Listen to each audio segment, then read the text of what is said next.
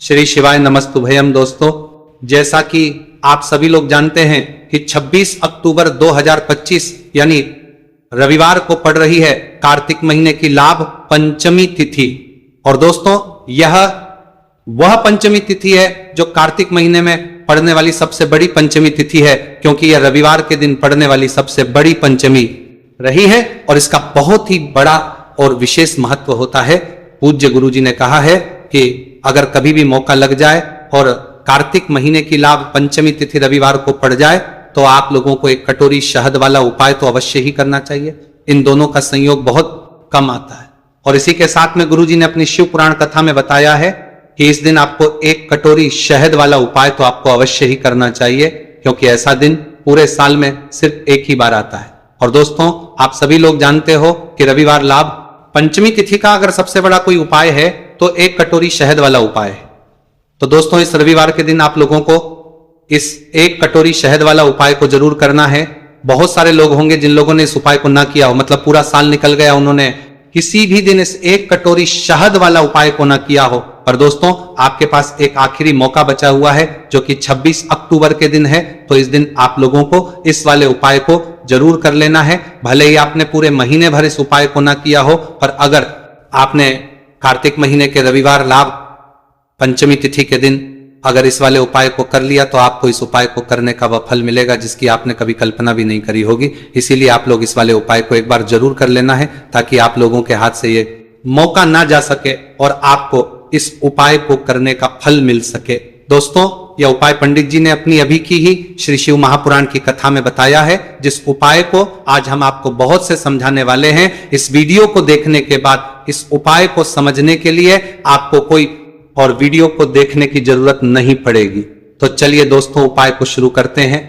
देखिए, ये इस कार्तिक महीने के रविवार पंचमी तिथि के दिन ये इतना खास होता है, इतना महत्वपूर्ण होता है।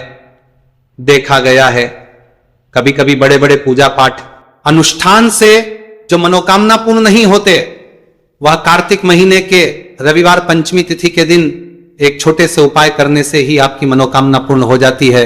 और बहुत सारे लोगों ने पिछले वर्ष यानी 2024 में इस उपाय को किया भी है और उनको इस उपाय को करने का फल भी जरूर मिला है। अगर आप लोग भी इस उपाय को करना चाहते हैं तो आप इस उपाय को पहले अच्छे से समझ लेना, सुन लेना, उसके बाद करना। आपको इस उपाय का फल जरूर मिलेगा। और इस उपाय को कर लेने से आपके घर में चाहे किसी भी प्रकार की दुहक और समस्या क्यों ना चल रही हो, आपको उसका कारण भी नहीं पता है कि भाई ये समस्या किस कारण से चल रही है, उसका कुछ भी कारण हो सकता है। जैसे पितृदोष हो सकता है या किसी भी तरह का मंगल दोष भी हो सकता है। तो इस दिन आप लोगों को ये वाला उपाय कर लेना है। ये एक ऐसा उपाय है जिस उपाय को अगर किसी विशेष दिन पर किया जाए तो भाई उस विशेष दिन का जो है वह तो हमें मिलता ही मिलता है, पर हमने उस दिन पर इस उपाय को किया है तो हमें उससे भी बड़ा फल मिलता है। और फल बहुत जल्दी मिलता है, क्योंकि आप इस उपाय को बहुत ही बड़े और विशेष दिन पर कर रहे हो।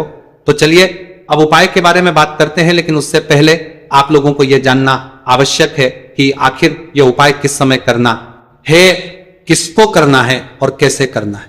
तो चलिए हम आगे आपको वीडियो में एक एक करके बता देते हैं। लेकिन उससे पहले अगर आप लोग हमारे चैनल पर पहली बार आए हैं या फिर मेरी आवाज आज पहली बार सुन रहे हैं तो हमारे चैनल को सब्सक्राइब जरूर कर लेना और इस वीडियो को लाइक कमेंट बॉक्स में श्री शिवाय नमस्तुभयम ओम नमः शिवाय जरूर टाइप कर देना।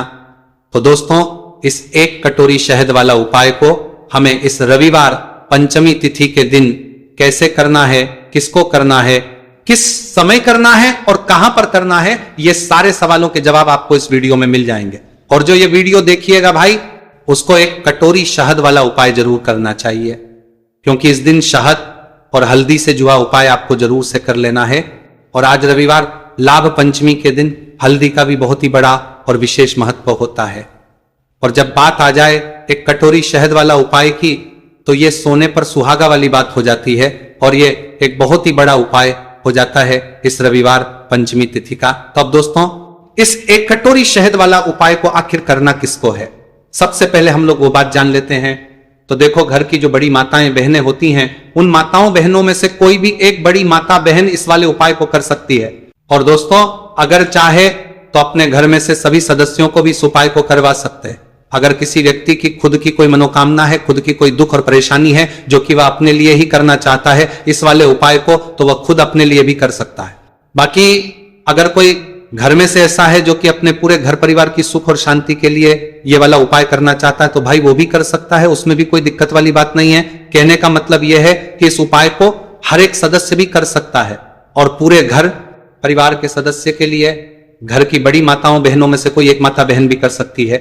माताएं बहनें अगर घर में उपस्थित ना हो या वह ये वाला उपाय ना कर पा रही हो तो फिर घर का कोई बड़ा सदस्य भी इस एक कटोरी शहद वाला उपाय को कर सकता है, चाहे फिर वह पुरुष ही क्यों ना हो, उसमें कोई भी दिक्कत वाली बात नहीं है। अब दोस्तों जो अगला प्रश्न निकल कर आता है वह ये आता है इस उपाय को कि आखिर इस उपाय को हमें किस समय करना है, सुबह के समय करना है कि शाम के समय करना है। तो देखो इस वाले उपाय को आप लोग सुबह के समय भी कर सकते हो और शाम के समय प्रदोष काल में भी कर सकते हो। अब अगर आप पूछो कि भाई सब सबसे उत्तम समय कौन सा रहेगा इस एक कटोरी शहद वाला उपाय को करने का, तो हम आपसे बस यही कहेंगे कि इस उपाय को आप सुबह के समय करेंगे तो ज्यादा बेहतर होगा। बाकी अगर प्रदोष शाम के समय भी करेंगे तो भी अच्छा होगा, उसमें कोई भी दिक्कत वाली बात नहीं है।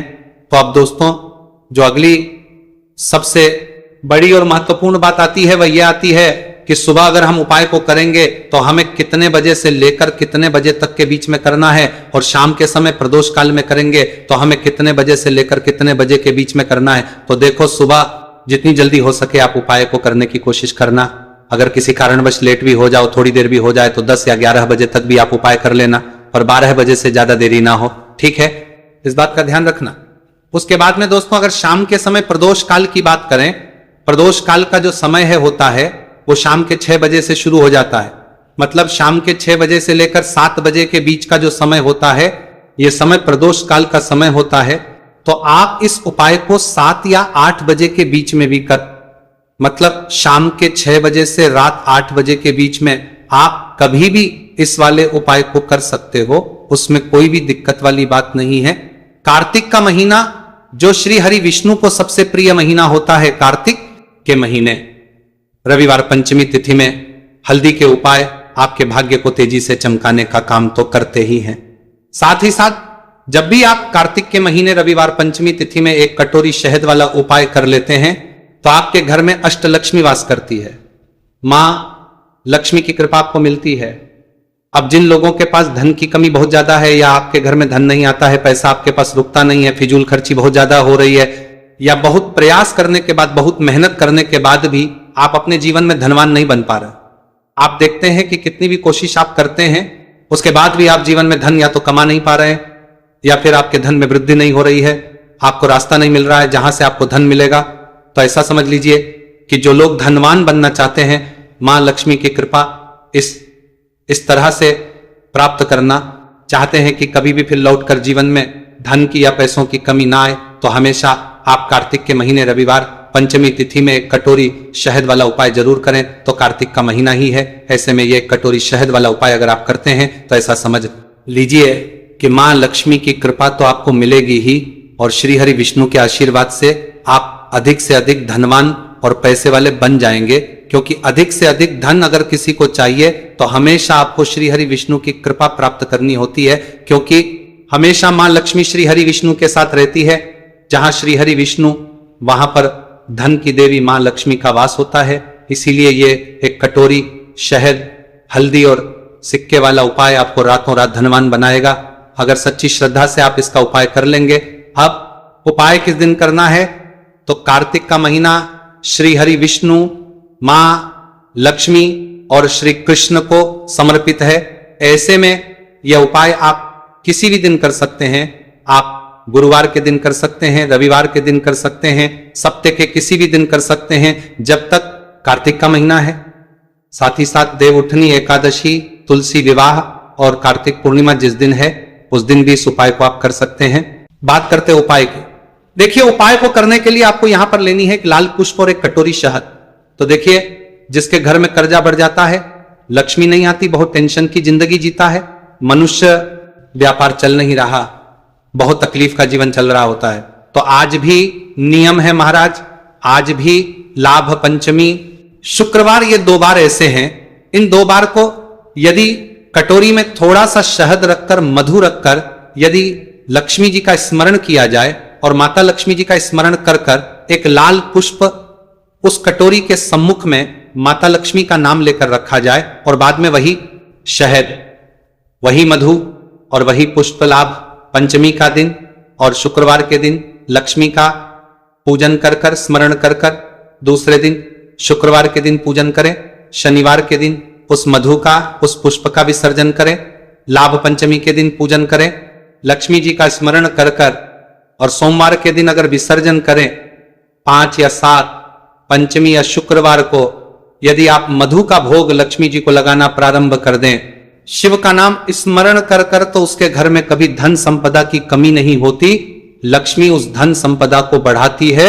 और हम तो यहां तक कहेंगे, प्रयास करो, अगर आपके घर में छोटा सा शिवलिंग विराजमान है, आपके घर में अगर छोटा सा शंकर जी का शिवलिंग है, छोटा सा शंकर भगवान का शिवलिंग है, या आपके घर में कुंभरेश्वर धाम का कंकर है, और आपके घर में यदि शंकर भगवान का शिवलिंग है, या का रुद्राक्ष हो, या शंकर भगवान का शिवलिंग हो, या कंकर शंकर हो, तो निवेदन है जहां पर भी शिवलिंग आपके घर में विराजमान है, अगर छोटी सी कटोरी में एक बेलपत्र को नीचे रखिए, छोटी सी कटोरी उस बेलपत्र के ऊपर रखकर उसमें थोड़ा सा मधु शहद शंकर भगवान की साक्षी में शिव जी के सामने अगर शुक्रवार की शुक्रवार रखना प्रारंभ कर दो, धीरे धीरे धन संपदा की वृद्धि अपने आप होना प्रारंभ हो जाएगी। तो दोस्तों, यह उपाय अगर आप करते हैं तो आपके जीवन में जो पैसा आएगा वो रुकेगा भी, टिकेगा भी, उसमें वृद्धि भी होगी। अब बात कर लेते हैं दूसरे महा उपाय की। तो देखिए, उपाय को करने के लिए आपको यहां पर लेनी है 2 से 3 चुटकी पीसी हुई हल्दी। अगर आपके पास साबुत गांठ वाली हल्दी है तो आप उसे पीसकर पेस्ट बना ले, वरना रेडीमेड आती है बाजार में, मार्केट में, वहां से आप ले ले। पीसी हुई हल्दी आपको लेनी है, ठीक है ना। गांठ वाली हल्दी आपको यहां पर इस्तेमाल नहीं करनी है। इसी के साथ आपको एक लेना है सिक्का। अच्छा, सिक्का जो आप लेंगे वो 1 का भी ले सकते हैं, 5 का सिक्का भी आप यहां पर ले सकते हैं। अब आपको क्या करना है, जो भी सिक्का आपने ली है उसे आपको अच्छे से सर्फ या साबुन से साफ कर लेना है। अब एक देसी घी का दीपक आपको तैयार करना है, गोलबाती का, और ये सारी चीजें लेकर घर के मंदिर में बैठ जाना है। थोड़े से अक्षत ले लेंगे, ठीक है ना। एक प्लेट के अंदर पहले चावल यानी अक्षत रख लेंगे, उसके ऊपर आपको ये सिक्का रखना है, और जो पीसी हुई हल्दी आपने ली है, इस हल्दी का आपको थोड़ा सा जल डालकर गाढ़ा गाढ़ा घोल बनाना है, और इस हल्दी का लेप यानी कि जो आपने हल्दी ली है पीसी हुई, उसका जो गाढ़ा गाढ़ा घोल है, ज्यादा पानी नहीं डालेंगे, वो आपको इस सिक्के के ऊपर लगाना है, या फिर आप सिक्का उसके अंदर डुबा दें और फिर उस सिक्के को लें। अब उस सिक्के के ऊपर अच्छे से हल्दी लग गई, फिर वो सिक्का आपने चावल के ऊपर रख देना है। एक ही तरफ हल्दी लगाएंगे, दोनों तरफ, सिक्के पर हल्दी नहीं लगानी है, ठीक है ना। सिक्का आपने चावल के ऊपर रख दिया। अब आपको क्या करना है कि जो दीपक आपने तैयार करा था, वो दीपक आपको श्री हरि विष्णु के सामने जलाना है, और हाथ जोड़कर आपको यह मंत्र बोलना है 11 बार। मंत्र कौन सा है? ओम नमो भगवते वासुदेवाय मंत्र बोलेंगे 11 बार। अगर इसके अलावा आपको श्री हरि विष्णु का कोई भी मंत्र आता है तो वह मंत्र भी आप बोल सकते हैं, ठीक है ना। अगर आप मंत्र नहीं बोल पा रहे हैं तब आप जय माता लक्ष्मी, जय श्री हरि विष्णु का ध्यान करना बिल्कुल ना भूलें। इसके बाद आपको क्या करना है, उस दिन इस सिक्के को ऐसे ही रखे रहने देना है। यानी कि अगर आपने सुबह में उपाय किया है या शाम को किया है, जिस दिन भी आप करते हैं, पूरे दिन और रात में आप उस सिक्के को ऐसे ही श्री हरि के पास रहने देंगे। अगले दिन आपको क्या करना है, उस सिक्के को उठाना है, चावल के साथ ही आपको इस सिक्के को किसी भी लाल रंग के या पीले रंग के कपड़े में रखना है, छोटी सी बनानी है। आपको एक पोटली, और ये आपको अपने धन रखने वाले स्थान पर रख देना है, जहां भी आप अपना पैसा रखते हैं। अगर वहां पर पीले रंग का रुमाल या पीले रंग का कपड़ा बिछा लेते हैं, जहां भी आप धन रखते हैं अपनी तिजोरी में, किसी बक्से में, और उसके ऊपर ये पोटली रख देते हैं, तो आपको महाधनी और महाकरोड़पति बनने से कोई नहीं रोक पाता है। जब इस उपाय को कार्तिक के महीने रविवार पंचमी तिथि में सच्ची श्रद्धा से आप कर लेते हैं, इसमें जो आपने हल्दी ली है यह तो श्री हरि विष्णु को है ही प्रिय। दूसरी चीज कि जो हल्दी आपने ली है ये आपके गुरु ग्रह को मजबूत कर देगी, और जो लोग अपनी कुंडली में गुरु को मजबूत कर लेते हैं उनके पास तो अपार पैसा आता है, मतलब इतना धन आता है कि वह संभाल नहीं पाते। दूसरी चीज, इसमें आपने जो सिक्का है ये सिक्का अब साधारण नहीं है, अभिमंत्रित है। इसमें मां लक्ष्मी और श्री हरि विष्णु का आशीर्वाद है।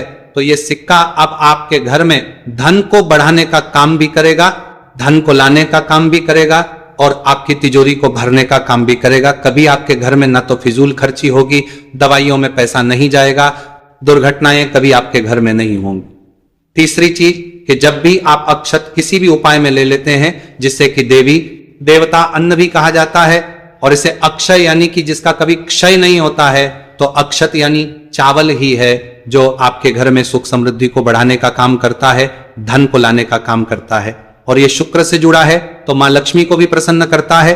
और मां लक्ष्मी को और श्री हरि विष्णु को जब आपने साथ में प्रसन्न कर लिया तो फिर कैसे आप धनवान नहीं बनेंगे और कैसे आपकी तिजोरी धन से नहीं भरेगी। महाधनी और करोड़पति तो बनकर ही रहते हैं जब इस उपाय को सच्ची श्रद्धा से करते हैं, क्योंकि यहां पर हल्दी जो कि श्री हरि विष्णु से जुड़ी है, अक्षत शुक्र यानी मां लक्ष्मी से जुड़ा है। और आप जानते ही है कि जब भी आप सिक्के का कोई उपाय करते हैं तो यह धन को बढ़ाने का काम करता है।